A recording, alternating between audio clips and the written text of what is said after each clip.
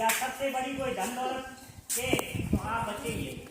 आप जैसे बच्चों के चेहरे पे जब हम खुशी देखते हैं, आप जैसे बच्चों के चेहरे पे जब हम मुस्कान देखते हैं, तभी जाके हमारा दिल है वो गदगद हो जाता है। और वास्तव में आप जैसे बच्चों के बीच आकर मुझे सौभाग्य मिला। मैं समस्त विद्यालय परिवार सहित प्रधानाचार्य सहित तमाम यहाँ गुरुजनों का मैं आभार व्यक्त करता हूँ कि मुझे इन गुरुजनों से भी मिलने का अवसर मिला और आप सभी बच्चों से भी मिलने का मुझे अवसर मिला।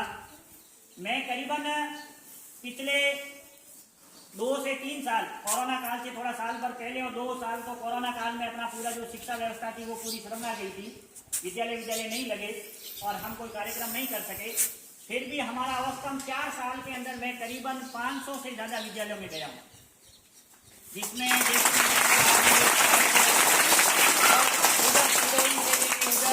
उदयपुर, राजसमंद, पाली, जहाँ भी मैं जाता हूँ वहाँ विद्यालय और आप जैसे बच्चों के बीच जाता हूँ। कहीं छात्रावास में हम जाते हैं, कहीं महिलाओं के बीच जाते हैं, बच्चियों के बीच जाते हैं, कॉलेजों में जाते हैं। वहाँ जाके आप जैसे बच्चों को हम मोटिवेशन करते हैं और आप जैसे बच्चों का हौसला बढ़ाते हैं। और आज नरेंद्र जी के जन्मदिन पर मुझे यहाँ आने का अवसर मिला। वास्तव में मैं सौभाग्यशाली हूँ। और पिछले कुछ समय पहले ही मैं बाड़मेर जिले का पहला व्यक्ति हूँ जिन्होंने मैंने 2017 में जो मेरी बॉडी थी वो मैंने बाड़मेर मेडिकल कॉलेज देने की घोषणा की थी। उसके बाद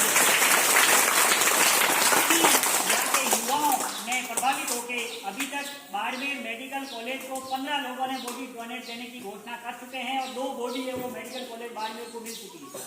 बॉडी मतलब समझो कैसे बताओ, कोई बता सकता है?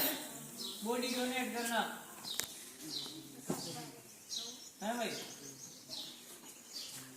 उसके साथ साथ मैं आपको बता दूं कि नरेंद्र जी ने भी पिछले जो मेरा जन्मदिन था 9 दिसंबर को, उस पर नरेंद्र जी ने और मेरे पापा मम्मी ने यानी मेरे माँ ने और पिताजी ने वो भी body donate medical college Barmer को करने की घोषणा की। मैं आपको बता दूं एक सिंपल भाषा में कि इंसान मरने के बाद कोई घर पे नहीं रखता है, क्या करते हैं? या तो जलाते हैं या फिर दफनाते हैं, 2 ही करते हैं ना। लगभग जो बड़े बच्चे हैं उनको सबको पता है कि इंसान की मृत्यु होने के बाद किसी को घर है वो रखा नहीं जाता। 1 घंटे से ज्यादा नहीं रखेंगे। किसी रिश्तेदार का फोन आएगा, कहेंगे कि हमारे यहाँ थोड़ा रुकना, तो ही रुकेंगे, नहीं तो फटाफट जल्दी करते नहीं करते।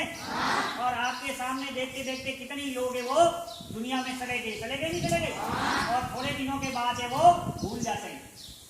चाहे अपने कितना भी भाई बहन, माता पिता, दादा दादी, जितने भी अजीज रिश्तेदार होते धीरे धीरे सब भूलते नहीं। तो ये जो अपना शरीर है ये क्या करेंगे? हमारा शरीर या नरेंद्र जी का शरीर है वो मरने के बाद दफनाएंगे नहीं या जलाएंगे नहीं। ये शरीर बाड़मेर मेडिकल कॉलेज को जाएगा और वहाँ डॉक्टर बनेंगे। जैसे आप अभी 10वीं में पढ़ रहे हो, 10वीं के बाद 11वीं में आप जीव विज्ञान लेते हो, बायोलॉजी लेते हैं और आपका सपना है कि मुझे डॉक्टर बनना है या नर्सिंग ऑफिसर बनना है या कोई बहुत बड़े मेडिकल सेक्टर में जाना है, तो वो जो MBBS करते हैं 5 साल 12वीं करने के बाद एक एग्जामिनेशन होता है, एक परीक्षा होती है बहुत टॉप लेवल की पूरे इंडिया की, और उसमें से NEET एक एग्जामिनेशन होता है। उससे जो बच्चे सिलेक्टेड होते हैं वो मेडिकल कॉलेज में जाते हैं और 5 साल की डॉक्टर की ट्रेनिंग करते हैं। कितने साल की? 5 साल की डॉक्टर की ट्रेनिंग करते हैं। तब ये जो अपना शरीर है वो पूरा वहाँ काम आता है, उस पर वो पूरा सीखते हैं। शरीर के अंदर क्या क्या है, फेफड़े, लीवर, गुर्दा, अंदर से आते वाते पूरा बिखेर के वो देखते हैं और सीखते हैं। और सीख के फिर डॉक्टर बनते हैं और फिर अस्पताल आते हैं, फिर अपन बीमार पड़ते हैं तब जाते हैं अपना ऑपरेशन करते हैं, इलाज करते नहीं करते। तो ये शरीर है वो हमारा वहाँ काम आएगा डॉक्टरों के सीखने के लिए। और जैसे मैं अभी आपके सामने खड़ा हूँ, अभी मैं चला जाऊँ दुनिया से, तो मेरे जो शरीर के पार्ट काम कर रहे हैं, जैसे शरीर के अंग जो सही है, जैसे मेरी आंखें सही है तो मेरी आंखें किसी दूसरे के लग सकती है, मेरा हृदय किसी दूसरे के लग सकता है, लीवर लग सकता है, और शरीर के और भी कई, जैसे ये मेरी संबड़ी है, कोई जला हुआ आदमी है तो ये मेरी संबड़ी उतार के भी किसी दूसरे के लगा सकते हैं और वो ठीक हो सकता है। तो ये जो शरीर है वो ये काम आता है मेडिकल के क्षेत्र में। तो ये भी हमने एक छोटी सी शुरुआत की थी। दूसरी बात, अधिकतर हम जन्मदिन पे विद्यालयों में जाते हैं, गुरुजनों से मिलते हैं, आप जैसी प्रतिभाओं को सम्मानित करते हैं। आप जैसी प्रतिभाओं को सम्मानित करने का हमारा एक ही मकसद रहता है कि आप जैसे बच्चे आगे बढ़कर इस देश का भविष्य है। इस देश का भविष्य आप है, आपके हाथों में भविष्य है। आप आगे जाकर कोई आईपीएस बनेगा, कोई डॉक्टर बनेगा, कोई इंजीनियर बनेगा, कोई वकील बनेगा, कोई देश का प्रधानमंत्री बनेगा और कोई देश का राष्ट्रपति भी बनेगा। बनेगा नहीं बनेगा? और अभी एक महिला है, वो अपने देश की राष्ट्रपति सुनी गई। इसको नाम पता है? हाँ, द्रौपदी मुर्मू, यानी वो देश की महिला राष्ट्रपति सुनी गई। उससे पहले एक और महिला भी सुनी गई थी, प्रतिभा पाटिल थी। तो और उससे पहले अब्दुल कलाम साहब थे, बहुत बड़े वैज्ञानिक थे और वो भी देश के राष्ट्रपति बने थे। तो आपके अंदर से ही आप बड़े जाके आप वैज्ञानिक बनोगे, डॉक्टर बनोगे, इंजीनियर बनोगे और बहुत बड़े शिक्षक, शिक्षाविद या और भी बहुत बड़े आप सेना में जाएंगे, पायलट, आप हवाई जहाज उड़ाएंगे, पता नहीं आप कहाँ कहाँ जा सकते हैं। लेकिन वहां जाने के लिए सबसे बड़ी आपके पास ताकत है, वो क्या है? पढ़ाई। और ये कलम की ताकत दुनिया की हर ताकत से बड़ी है और इस ताकत की बदौलत आप दुनिया की सबसे बड़ी से बड़ी मंजिलें वो प्राप्त कर सकते हैं। ठीक है ना? इस ताकत को यदि आपने पहचान लिया तो आपकी जिंदगी सुधर जाएगी और इसको नहीं पहचाना तो क्या होगा? पावड़ा और तगारी होगी। और आने वाले समय में पावड़ा तगारी भी खत्म हो जाएगी, मशीनी युग आ जाएगा, रोबोटो युग। बड़ी बड़ी अस्पतालों में, बड़ी बड़ी फैक्ट्रियों में गाड़ियां तक रोबोटों से तैयार होकर ऑन रोड आ जाती है। वहां इंसान की जरूरत ही नहीं रहती। बड़े बड़े शोरूम है जहाँ 1000 व्यक्तियों की जरूरत होती है और एक रोबोटो काम चला लेता है, एक कंप्यूटर काम चला लेता है। चलाता नहीं चलाता? तो आने वाला तकनीकी युग है। तो अपने को शिक्षा के क्षेत्र में आगे बढ़ना है और इस ताकत को पहचानना है। और ताकत को आप पहचानोगे तभी जाके आपका भविष्य बनेगा। और सबसे इंपॉर्टेंट बात मैं आपको बता चलूं कि आपके सामने जितने भी गुरुजन विराजमान हैं, ये आपके सामने सिर्फ और सिर्फ इसकी ताकत की बदौलत देख लिए। इन्होंने अच्छी पढ़ाई की और इस ताकत को पहचाना, आज आपके सामने। और जिंदगी में अच्छा पढ़े, अच्छा लिखें, अच्छे संस्कारवान बने और हमेशा नशा पता नहीं करें। और एक सबसे बड़ी जो अभी बीमारी चल रही है, वो बीमारी है मोबाइल की। इस जमाने में आपकी उम्र है वो पढ़ने की उम्र है और इस पढ़ाई के उम्र में आप मोबाइल से दूर रहे। अपन क्या करते हैं? मोबाइल के अंदर अच्छी चीजें होते हैं वो नहीं देखते हैं और उसके अंदर सोशल मीडिया और पता नहीं व्हाट्सएप और यूट्यूब और इस पे गाने और वो चुटकले और नाटक वाटक और कॉमेडी देख के अपना समय वो बर्बाद कर लेते हैं और आप पढ़ाई वो नहीं कर पाते, आपका कैरियर बर्बाद हो जाता है। और दूसरी बात, आज के जमाने में बच्चियां किसी भी क्षेत्र में कम नहीं है। अपने आप जो बच्ची है, बालिका है, वो अपने आप को कमजोर नहीं माने। आज किसी भी क्षेत्र में आप जाओगे, सबसे टॉप बच्चियां ही आ रही है। 10वीं का रिजल्ट देखोगे तो टॉप बच्चियां आ रही है, 12वीं का देखोगे तो भी आ रहा है। पुलिस एग्जामिनेशन, टीचर्स और बड़ा जो भारत का सबसे बड़ी परीक्षा होती है आईएएस की परीक्षा, उसमें भी टॉप मेरिट लिस्ट में बच्चियां निकलती है।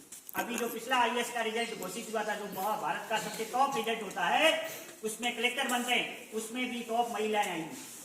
तो बच्चियां किसी भी चक्कर में कम नहीं है। अपने आप को कभी भी कॉन्फिडेंस कम नहीं रखें, अपना कॉन्फिडेंस 100% रखें और अच्छी पढ़ाई करें, आगे बढ़ें, गुरुजनों का मान सम्मान करें। जब घर से निकलते हैं तब माँ बाप का आशीर्वाद लेके निकले या गुरुजनों का भी आशीर्वाद लें और वापिस घर जाके आप अच्छी तरह से पढ़ाई करें। जो गुरुजी आपको पढ़ाते हैं वो अच्छी तरह से पढ़ाई करें। मैं खूब सारा विद्यालय में जाता हूँ, लेकिन कहीं कहीं मुझे बहुत इतना अनुशासन देखने को मिलता है कि वास्तव में मेरा दिल है वो खुश हो जाता है कि वास्तव में यहाँ गुरुजनों की मेहनत, यहाँ अभिभावकों की मेहनत और आप जैसे बच्चों की एक लगन और मेहनत की बदौलत एक अच्छा अनुशासन और पढ़ाई में आपका स्तर है वो मुझे अच्छा देखने को मिलता है। तो आप अच्छी तरह से आगे बढ़ें। ज्यादा आपका समय नहीं लेंगे क्योंकि अभी छुट्टी का टाइम हो गया है। मैं नरेंद्र जी सहित अपने यहाँ प्रधानाचार्य सहित समस्त गुरुजनों का मैं आभार व्यक्त करता हूँ। और मेरे साथ साथी आए भैराराम जी सहित नारायण जी और यहाँ पुगरा जी सहित जितने भी स्थानीय लोग हैं उनका भी मैं शुक्रिया अदा करता हूँ कि आप सभी बच्चों से मिलने का अवसर मिला।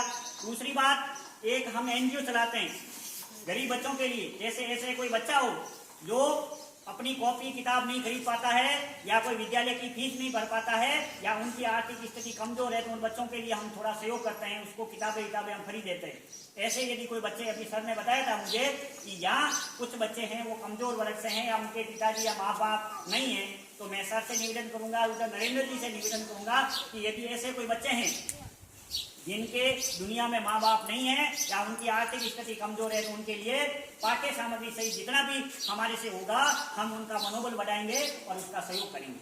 उसके साथ साथ और भी मुझे यहाँ आने का अवसर मिला, और भी कोई एक्टिविटी या इधर कहीं भी मुझे आने का मिला तो मैं आप सभी बच्चों को मिलके जाऊंगा और आप सभी को सम्मानित करके जाऊंगा। आप सभी के बहुत बधाई कि आपका जीवन सुखाल हो और आप इसी तरह आगे बढ़ते रहें। एक ये मजदूर है, एक ये पावड़ा तगड़ी का काम करते हैं, मुझे पता है इनके पूरा बैकग्राउंड, लेकिन फिर भी अपनी आमदनी में कभी भी मानवता के लिए सहयोग करना होता है तो कभी भी वो पीछे नहीं हटते। मुझे कभी कभी गर्व होता है और कभी कभी मैं इनको कहता भी हूँ यार आप एक मजदूर होते हुए इतना कैसे कर पाते हो, तो कि यार आप इतने सब लोग कर रहे हो और आप हमारा हौसला बढ़ाते हो तो हम करते हैं, और कभी हमारे पैसों की तो कमी आई नहीं, चाहे मजदूर हो चाहे नहीं हो।